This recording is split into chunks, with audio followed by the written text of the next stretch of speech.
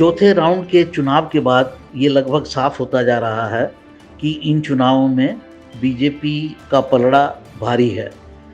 ये पहली बार हुआ है 3 राउंड के चुनाव के बाद चौथे राउंड में कि सट्टा बाज़ार ने भी बीजेपी को बढ़त दिखा दी है।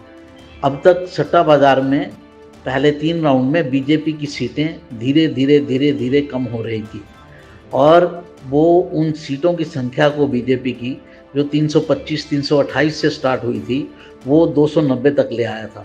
लेकिन चौथे राउंड के बाद ऐसा पहली बार है कि सट्टा बाज़ार ने भी इन सीटों में इजाफा किया है। अब सट्टा बाज़ार दिखा रहा है कि ये 300 सीटों तक बीजेपी पहुंच जाएगी। आगे के जितने भी राउंड हैं वो ज़्यादातर हिंदी हार्टलैंड में है या उन राज्यों में है जहां पर बीजेपी मजबूत है, जैसे उत्तर प्रदेश, बिहार, वेस्ट बंगाल। तो इन राज्यों में जो है बीजेपी काफ़ी स्ट्रॉन्ग स्थिति में अभी दिखती है। पहले से थोड़ी कम ज़रूर हो सकती है 2-4 सीटें, लेकिन इतनी कम नहीं है कि जैसे उत्तर प्रदेश में तो कम नहीं दिख रही हैं। उत्तर प्रदेश में दिख रहा है कि पहले से सीट बढ़ सकती है या कम से कम उतनी सीट तो रहेंगी, लेकिन बिहार में कुछ सीटें कम हो सकती हैं। और जहाँ तक बंगाल की स्थिति है वहाँ दिख रहा है कि 50-50 की स्थिति आज की तारीख में है।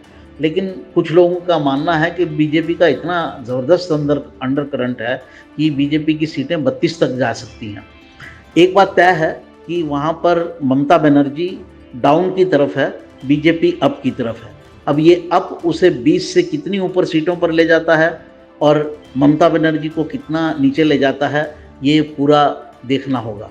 तो पूरे जो मैंने आकलन आपको दिए सट्टा बाज़ार के आधार पर, जनरली मैं सट्टा बाज़ार को एक पोल की तरह मानता हूँ। जो हम लोग टेलीविज़न में सर्वेस देखते हैं ये उन्हीं की तरह हैं। वो जो सीटें बताते हैं दरअसल उतनी सीटें नहीं आती हैं या उनसे काफ़ी अंतर हो जाता है, लेकिन वो ट्रेंड को ज़रूर एक इंडिकेट कर देती हैं कि ट्रेंड ये है। अगर वो कहते हैं कि बीजेपी को 300 सीटें आएंगी तो इसका मतलब ये नहीं है कि बीजेपी को 300 सीटें ही आएंगी। वो सीटें 270 भी हो सकती हैं और वो सीटें जो हैं वो 325 भी हो सकती हैं। लेकिन वो इस ट्रेंड को ज़रूर दिखाती हैं कि जो माहौल है वो बीजेपी की तरफ है या कांग्रेस की तरफ है या थर्ड फ्रंट की तरफ है। तो सट्टा बाज़ार को भी मैं किसी तरह से लेता हूँ और उसका जो ट्रेंड जो है उसके बेसिस पर मैं आपको बता रहा हूँ।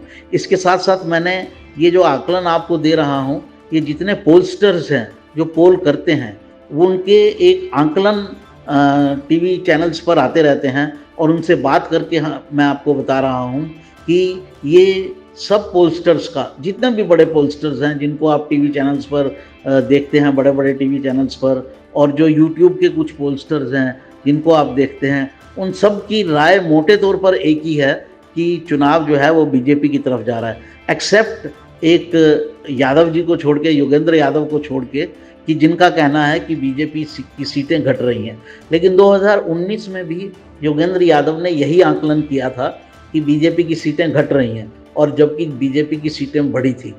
योगेंद्र हमेशा किसी भी, अगर आप व्यक्ति के आकलन करने का नज़रिया देखना चाहते हैं, उसे समझना चाहते हैं या उसमें अपनी तरफ से प्लस माइनस करना चाहते हैं, तो उसका तरीका ये होता है कि उस व्यक्ति का बैकग्राउंड समझ लीजिए कि उसका बैकग्राउंड क्या है। तो अगर योगेंद्र यादव कहेंगे कि बीजेपी की सीटें घट रही हैं तो इसको कभी सच मत मानिए, क्योंकि वो आजकल कांग्रेस के साथ अलाइंड हैं, राहुल गांधी को सलाह देते हैं और कांग्रेस पार्टी से पूरी तरह से जुड़ चुके हैं। अगर वो कहें कि बीजेपी की सीटें बढ़ रही हैं तो आप उनकी बात सच मानिए, क्योंकि तब वो ट्रेंड एक तरह से जो उनकी नेचर है उसके विपरीत बोल रहे हैं। तो अपनी नेचर के विपरीत आप तभी बोल सकते हैं जब आपको ये बात की पूरी गारंटी हो कि ये बात जो है ये 100% सही है। तो इसलिए जो मैंने बताया कि पोलस्टर्स की बातों को समझकर और सट्टा बाज़ार को देखकर और जो लोकल ट्रेंड्स हैं उनको देखकर मैं आपको कह सकता हूं कि ट्रेंड बीजेपी की तरफ है। बीजेपी लगभग 300-325 सीटों के आसपास तो रहने ही वाली है। अगर वो 370 का जो टारगेट रखा था उसको अचीव कर पाती है या नहीं कर पाती ये तो बाद की बात है, लेकिन 370 के आसपास रहने वाले हैं। देश में कई ऐसे राज्य हैं जहां पर बीजेपी का अंडर करंट चल रहा है। उड़ीसा उनमें से एक है, वेस्ट बंगाल उनमें से एक है, उत्तर प्रदेश उनमें से एक है, तो मोटे तौर पर उत्तर प्रदेश में मैं आपको बता दूं कि कांग्रेस के नेता भी यही कह रहे हैं कि बीजेपी को कम से कम 40 सीटें आएंगी, 40 हमको आ जाएंगी।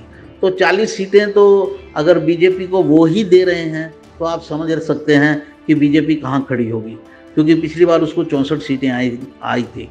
तो मोटे तौर पर चौथे राउंड के बाद ट्रेंड यही दिखाता है मोटे तौर पर कि सरकार अगली बीजेपी की ही बनने वाली है और बीजेपी ही 2 कदम दूसरों से आगे है।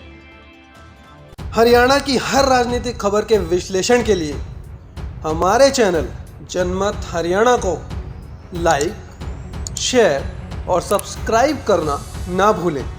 साथ ही बेल आइकन को भी प्रेस कर लें ताकि हर वीडियो की अपडेट आप तक पहुंचती रहे।